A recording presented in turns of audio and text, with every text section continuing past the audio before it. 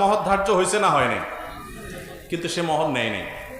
ওই বাসর রাতে স্বামীর পাম্পটটি চোটে মাফ করে দিস, আছে না নেই?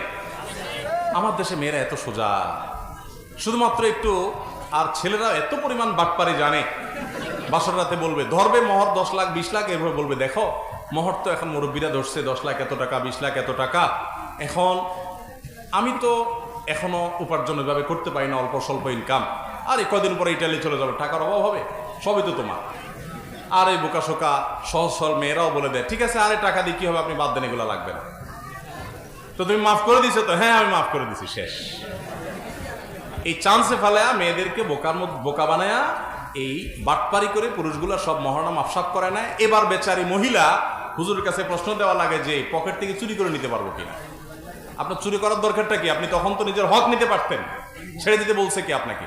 অবশ্য না ছেড়ে উপায় নাই, কারণ মহিলা যদি বাসরাতে বলে যে না চান্দু টাকা দেয়া ছাড়া কথা নাই, আগে মহর পরিশোধ করো, তখন তো বলবে বাপরে বাপ, এই মহিলার সাথে গড় করবো কেমনি, বাসর থুয়া ছেলে পালাবে। আমাদের সমাজে মেয়েদের অধিকার আমরা নানাভাবে বলন্টিত করি এবং নষ্ট করি, তাদের মহর ঠিক মতো দেই না। তো যাই হোক, মা বোনদের অধিকার তাদের পাওনা দিয়ে দিবেন, টুকটাক তাদের হাত খরচে দেওয়া উচিত। তাদের মা আছে, বাবা আছে, খোঁজ খবর নিবে, যতটুকু পারেন সাধ্য অনুযায়ী তাদেরকে খোঁজ খবরের জন্য বা হাত খরচের জন্য টাকা পয়সা দিবেন। যদি কোনো স্বামী ন্যায্য পাওনা না দেয়, সংসারে খরচের টাকাও না দেয়, তাহলে সেক্ষেত্রে তার পকেট থেকে টাকা স্ত্রী নিতে পারেন। যদি তার ন্যায্য সংসারের বাজার খরচের টাকাও না দেয়, কঞ্জুস হয়, বা অনেক সময় দেখা যায় একাধিক বিয়ে হলে সে অন্য স্ত্রীর দিকে ঝোঁক থাকে, এখানে টাকাই না দেয়, তাহলে এক্ষেত্রে আপনার যতটুকু ভরণ পোষণের জন্য প্রয়োজন ততটুকু তার অজান্তেও তার পকেট থেকে আপনি নিতে পারবেন। কিন্তু আপনি চাইনিজ খাওয়ার জন্য, মার্কেটিং করার জন্য, আপনার বোনের ছেলে মেয়েকে জামা কাপড় কিনে দেওয়ার জন্য আর ফাও খরচ করার জন্য স্বামীর পকেট থেকে না বলে টাকা চুরি করলে সেটা কিন্তু জায়েজ হবে না, এটা মনে রাখতে হবে। যশোরের সুনামধন্য একটি কলেজে ছাত্রদের দায় রাখতে বাধা প্রদান করা হয়, এক্ষেত্রে ছাত্রদের করণীয় কি? ছাত্রদের করণীয় হলো ঐক্যবদ্ধভাবে আন্দোলন করা এবং অধিকার আদায় করা। দাড়ি রাখা এটা আমাদের সাংবিধানিক অধিকার। বাংলাদেশের সংবিধান প্রত্যেক ধর্মের মানুষকে যার যার ধর্ম পালন করার অধিকার দিয়েছে না দেয় নাই? সেই ধর্ম পালন করতে বাধা দেওয়ার এখতিয়ার কোনো অথরিটির কখনো থাকতে পারে না। অতএব যদি কোনো অথরিটি বাধা দেয়, সেখানে ঐক্যবদ্ধভাবে প্রতিরোধ আন্দোলন গড়ে তুলবেন। আমাদের দেশে হাতে গোনা বলবো আমি, কারণ হাজার হাজার প্রতিষ্ঠান আছে, হাতে গোনা 2-4টা প্রতিষ্ঠানে এরকম কিছু মানুষ, তারা মানুষকে তাদের ধর্ম পালনে বাধা দেয়। সেখানে আপনার যত রকমের আকাম কুকাম হবে, যত রকমের খারাপ কাজ হবে, সেগুলো নিয়ে তাদের মাথা ব্যথা নাই। চাঁদাবাজি হবে, অছাত্ররা এসে হল দখল করবে, সন্ত্রাস করবে, ব্যভিচার হবে, ধর্ষণ হবে, সেগুলো নিয়ে তাদের মাথা ব্যথা নাই। কেউ দায় রাখলে তাদের খোঁচা।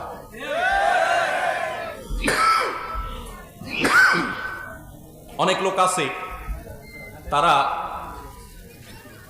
কেউ দায় রাখলে বলে ভাই কিভাবে এই দায় রাখেন গরমে, খোঁচায় না? বলবেন ভাই আমার তো খোঁচায় না, আমার দাড়ি আপনারে খোঁচায় কিনা সেটা বলবেন। আমার তো মনে হয় আপনার চুলকায়।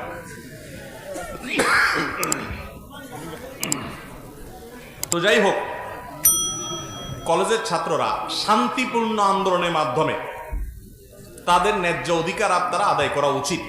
কারণ অনেক জায়গায় দেখা যায় মেয়েরা যদি হিজাব করতে যায় তো স্কুল কলেজে তাদেরকে বাধা দেওয়া হয়, তাই না? কদিন আগে ইসলাম বিশ্ববিদ্যালয়ের মতো জায়গায় কুষ্টিয়ায় একটা মেয়ে পর্দার সাথে সে পরীক্ষা দিতে গেছে, তাকে পরীক্ষা দিতে দেওয়া হয়নি।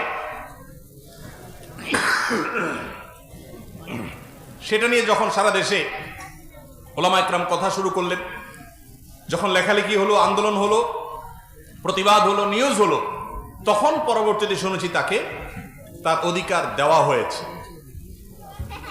এটা কখনো গ্রহণযোগ্য হতে পারে না যে একজন মেয়ে তিনি স্কুল কলেজে শর্টকাট পোশাক পরতে পারবেন, এটা তার অধিকার থাকতে পারে, কিন্তু একজন মেয়ে পর্দা করতে পারেন না, এটা কখনো যৌক্তিক হতে পারে না।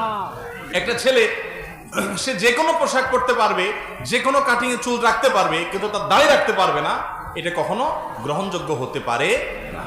অতএব এ ধরনের অন্যায় আচরণ যারা করবে, তরুণ শিক্ষার্থীদের কর্তব্য সেখানে সে অবস্থায়, এমনকি আপনার মুখে দাঁড়িয়ে নেই, একজনের দায় রাখতে দেওয়া হচ্ছে না, তাহলে তার প্রতি জুলুম করা হচ্ছে। আপনি নিজে দায় রাখেন আর না রাখেন, আপনি ওই লোকটার, ওই ছাত্রটার অধিকার হরণ করার কারণে আপনার আন্দোলনে, শান্তিপূর্ণ আন্দোলনে আপনার সামিল হওয়া উচিত। এত বড় স্পর্ধা কারোর থাকতে পারে না। আল্লাহ তাআলা কর্তৃপক্ষকে হেদায়েত দান করুন। 5 জন কর্মচারী, 3 জন মুসলমান, 2 জন হিন্দু রমজান মাসে একসাথে ইফতার করতে পারবে কিনা? অবশ্যই পারবে। দোকানের 5 জন কর্মচারী, কিছু মুসলমান কিছু হিন্দু আছেন। হিন্দু যারা আছেন তাদেরকে, বা অন্য ধর্মাবলম্বী যারা আছেন তাদেরকে আপনার যে ইফতার সেটা তাদেরকে অফার করতে পারেন, তাদের সাথে শেয়ার করতে পারেন, কোনো অসুবিধা নেই। একসাথে ইফতারও খেতে পারেন, কোনো সমস্যা নেই। এমনকি আপনার অন্য ধর্মাবলম্বী কোনো সহকর্মী, কোনো প্রতিবেশী আপনাকে কোনো খাবার দিয়েছে, ইফতারের জন্যই দিয়েছে, সেই খাবারটা যদি হালাল হয় আপনার সেটা গ্রহণ করতেও কোনো অসুবিধা। আমরা অনেক সময় ইসলামের নামে ভুল বুঝি বা বিভ্রান্তি ছড়াই। অনেকে মনে করে অন্য ধর্মের মানুষের সাথে গায়ে টাচ করলে বোধহয় অসুবিধা হবে। ইসলাম এরকম সংকীর্ণ কোনো বিষয় নয়, বরং আল্লাহ সুবহানাহু ওয়া তাআলা বলেছেন, লা ইয়ানহাকুমুল্লাহু আনিল লাযিনা লাম ইউকাতিলুকুম ফিদ-দীন ওয়া লাম ইখরিজুকুম মিন দিয়ারিকুম আন তাবাররুহুম ওয়া তুকসিতু ইলাইহিম ইন্নাল্লাহা ইউহিব্বুল মুকসিতিন। যেই সমস্ত অন্য ধর্মের অনুসারী মানুষেরা তোমাদেরকে তোমাদের বাড়ি থেকে বের করে দেয় নাই, যুদ্ধ চাপিয়ে দেয় নাই, বরং শান্তিপূর্ণ সহাবস্থান করছে, তাদের প্রতি ন্যায়নিষ্ঠ আচরণ করতে, সেই অন্য ধর্মের মানুষদের প্রতি ভালো আচরণ করতে, ইনসাফপূর্ণ আচরণ করতে আল্লাহ তোমাদের তো নিষেধ করেনি না, বরং ন্যায়নিষ্ঠ আচরণকারীদেরকে আল্লাহ ভালোবাসেন। তাহলে বোঝা গেল যে আমাদের হিন্দু, খ্রিস্টান বা অন্য ধর্মাবলম্বীর সহকর্মী বা প্রতিবেশী, তাদের প্রতি আমাদের সদাচরণ থাকতে হবে এবং তারই অংশ হিসাবে তাদেরকে আমরা খাবার শেয়ার করতে পারি এবং তাদের খাবার গ্রহণ করতে পারি। আমরা বরং ইসলামের সৌন্দর্য তাদেরকে দেখাবো, যাতে তারা ইসলামে আকৃষ্ট হয়, ইসলামের পথে আসে। আল্লাহ যেন তাদেরকে হেদায়েত দান করেন। হুজুর, বেয়াদবি মাফ করবেন, আমি একটা মেয়েকে ভালোবাসতাম, পরে জানতে পারি সে অন্য একজনকে ভালোবাসে, তাই ওই কথা জানার পর আমি খুব কষ্ট পাই এবং নেশার মধ্যে জড়িয়ে পড়ি। এখন আমার করণীয় কি? দেখুন, এই ধরনের প্রশ্নগুলো যখন আসে, প্রথমত কিছু প্রশ্ন আমরা এড়ানোর চেষ্টা করি, কিছু প্রশ্ন তো আসলে এড়ানো যায় না, চলে আসে, ঢুকে যায়, শেষ মুহূর্তে দিয়ে জানানোর সময়। দেখুন, এই প্রশ্নগুলোতে আমাদের হাসির উদ্রেক হতে পারে, কারণ একজন মুসলিম যুবক, তার জানা থাকার কথা যে বিবাহ বহির্ভূত সম্পর্ক করা এটা হারাম। বীর পুরুষ বিয়ে করে, কাপুরুষ প্রেম করে। যে পুরুষের সাহস আছে, সৎ সাহস আছে, 2 নম্বরই করার ধান্দা নাই, মতলব খারাপ না, ইরিশ বিরিশ করে নিজের ধান্দা হাসিল করা মাকসাদ না, প্রতারণা করা মাকসাদ না, টাইম পাস করা উদ্দেশ্য না, সে তো বিবাহের প্রস্তাব নিয়ে যাবে বাগের বাচ্চা। সে অলিতে গলিতে, রাস্তা ঘাটে, ঝোপে ঝাড়ে, চুপিয়ে চাপিয়ে, লুকিয়ে, চুরি করে সে তো তথাকথিত প্রেম করার কথা না। এটা তো কাপুরুষে করে, এটা তো চোরে করে, এটা তো 2 নম্বর যে সে করে। মনে রাখবেন, 1 নম্বর ভালোবাসা, সত্যিকারের ভালোবাসা হয় স্বামী স্ত্রীর মধ্যে। আর বাকি যেগুলো হয়, এগুলো আমি বলি প্রায় সময় বেশিরভাগই ফুচকা চটপটি খাওয়ার ধান্দা, চাইনিজ খাওয়ার ধান্দা, আর ছেলেদের হলো আকাম কুকাম করার ধান্দা। এই ধান্দায় পড়ে কত মেয়ের জীবন শেষ হয়েছে, কত ছেলে, কত মেয়ে আত্মহত্যার পথে পা বেরিয়েছে, কত মানুষ দুঃখের সাগরে ডুবেছে, সেটা একমাত্র আল্লাহ তাআলা ভালো জানেন। যে ভাই প্রশ্ন লিখেছেন, হয়তো এই বিষয়টা হারাম হওয়ার ব্যাপারে তার চেতনা এতটা পরিষ্কার না, এই জন্য সে প্রথমে বেয়াদবি মাপ চাওয়ার কথা বলেছে। আপনারা হয়তো হাসাহাসি করেছেন। আমার কাছে এই প্রশ্নগুলো সবসময় হাসাহাসির কারণ নয়, অনেকের সিরিয়াস প্রশ্ন। যে ভাই প্রশ্ন করেছেন তাকে বলতে চাই বিনয়ের সাথে, ভাই আমার, প্রথম কথা হলো, বিবাহ বহির্ভূত সম্পর্ক করার মধ্যে কোনো কল্যাণ নিহিত নাই। সাময়িক সুখ অনুভব হতে পারে, কিন্তু চূড়ান্ত সুখ আল্লাহ তাআলা হারামের মধ্যে রাখেন নাই।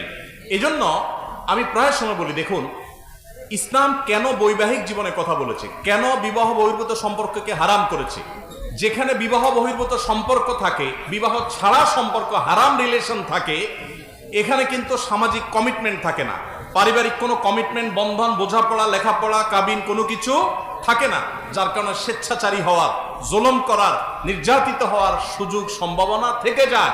কিন্তু যখন বিয়ে হয় তখন সাক্ষী থাকে, কাজী থাকে, উভয় পক্ষের মুরব্বীরা উপস্থিত থাকেন, পারিবারিক বন্ধন থাকে, সামাজিক কমিটমেন্ট থাকে। এখানে সচরাচর একে অন্যের প্রতি চাইলে জুলুম করতে পারে না, জুলুম হয় কিন্তু পরিমাণ খুবই কম।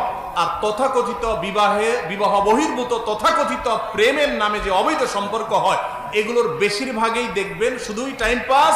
এক একজন কয়েকজন চেঞ্জ করছে, পরিবর্তন করছে।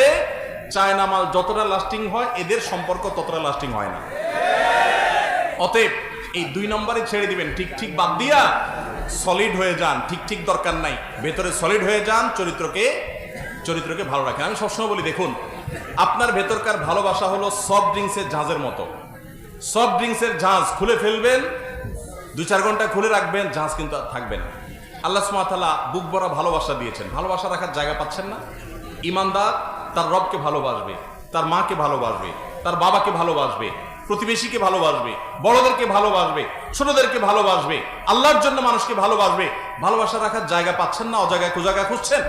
এরপর তার ভালোবাসা উজাড় করে দিয়ে তার স্ত্রীকে, বৈধ স্ত্রীকে, তার হালাল সঙ্গীকে সে তার ভালোবাসাকে নিবেদন করবে। আর যারা রাস্তাঘাটে, স্কুলে, কলেজে, ইউনিভার্সিটিতে, মোড়ে মোড়ে, গলিতে, অলিতে, চিপা চাপা সে তার ভালোবাসা যেখানে সেখানে বিলায় বেড়াইছে, ভালোবাসা যেখানে সেখানে যত্র দিয়ে দিছে, এদের ওই সফট ড্রিঙ্কসের ঝাঁজের মতো ভালোবাসাটা কমতে কমতে একটা পর্যায়ে এগুলো যখন বিয়ে করবে তখন আর ভালোবাসা দেখবেন খুঁজে পাবে না, কারণ সব তো আগে শেষ করে ফেলছে। এখন দেখবেন যে সে ভালোবাসা আর নাই। এদের বেশিরভাগ দেখবেন যে তাদের জীবনে কোনো শান্তি নাই। এই যে আপনারা যারা অবৈধ সম্পর্ক করাকে আপনাদের জন্য বেছে নিয়েছেন, হারাম রাস্তাকে, আপনাদেরকে বলছি, আপনাদের গুরু এবং উস্তাদ কারা? আপনাদেরকে 2 নম্বরই কাজ কারা শিখা?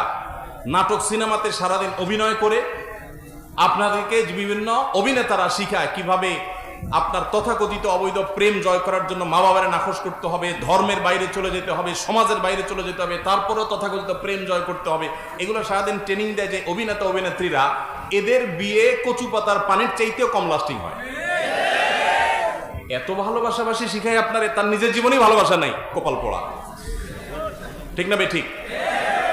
এই জন্য ভাইরা আমার, হারাম রিলেশন ছেড়ে দিতে হবে। যে ভাই প্রশ্ন করেছেন তাকে বলতে চাই, আপনি যার প্রতি হারাম সম্পর্ক করেছেন, সে যদি আরেকজনের হাত ধরে চলে যায়, আপনার 2 কারণে শুকর আদায় করা উচিত। 1 নম্বর হলো, আপনি বলেছেন যে আপনি সেজন্য ডিপ্রেসড হয়ে আপনি মাদকের পথে চলে গেছেন, আল্লাহ আপনাকে হেদায়েত দান করুক। আপনি বরং খুশি হওয়া উচিত এই কারণে যে প্রথমত সে চলে যাওয়ার কারণে আরেকজনের কাছে আল্লাহ আপনাকে হারাম থেকে বাঁচাইছে। এবার একটা বিয়ের ধান্দা করেন, বিয়ের চেষ্টা করেন,